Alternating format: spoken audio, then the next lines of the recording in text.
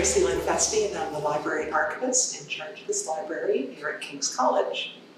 Did you know there was a library at King's? I know you probably just bought a whole lot of books at the King's bookstore, and that's wonderful. You will need those books for sure. But at some point in your academic career, you'll need more than the books and journals that you've been assigned to read for your classes. And perhaps you think that maybe you can find everything you need online, and that Google will help you solve all of your problems. Because everything's online, right? And we all know that nobody ever posts false information online. And we also know that the most recent information is always the best. No, it's not. We've been collecting print resources since the 1790s. As a King's student, you've got the best of both worlds when it comes to libraries. Because of King's affiliation with Dalhousie, you have access to all of the same books, journals, databases, and ebooks that Dalhousie students have. And of course, you know that Dalhousie is a much larger university. And their library, the Killam Library, the main library at Dal, is a much larger library.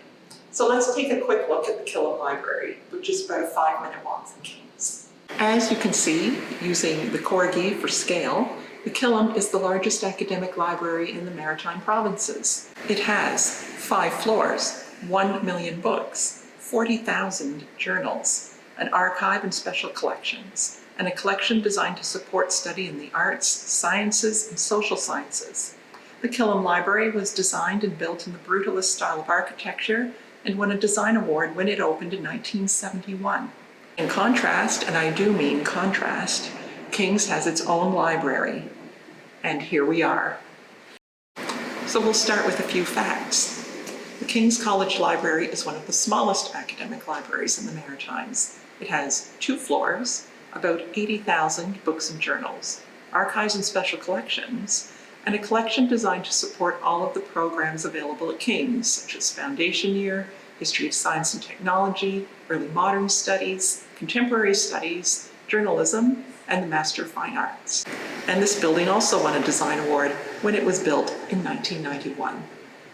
Inside you'll find the information desk where you can check out books, ask about your account, get help searching for books using Novanet, pick up books you've requested from other libraries, and find course reserves. Course reserves are books that have been set aside for you to borrow as a short-term loan or to read in the library. And why would you not want to read in the library? The reading room is a beautiful space with comfy chairs, huge windows, art and reference books and journals. You can find study carrels, large tables, and small study rooms downstairs. This is also where you'll find the stacks. Books are shelved by the Library of Congress classification system, which means that they are shelved by topic. You will get used to it and you will learn how to use it. I can say this confidently because we taught the corgi how to do this, and if he can do it, so can you. But of course, there are always library staff around to help you if you're not sure. Sometimes people wonder how we choose books for the library. It's not by personal preference. Library staff work with your professors to select items for the collection. All of these are scholarly resources that are selected with you in mind. If you're not sure what a scholarly resource is, or what peer review means, don't worry, you'll find out soon.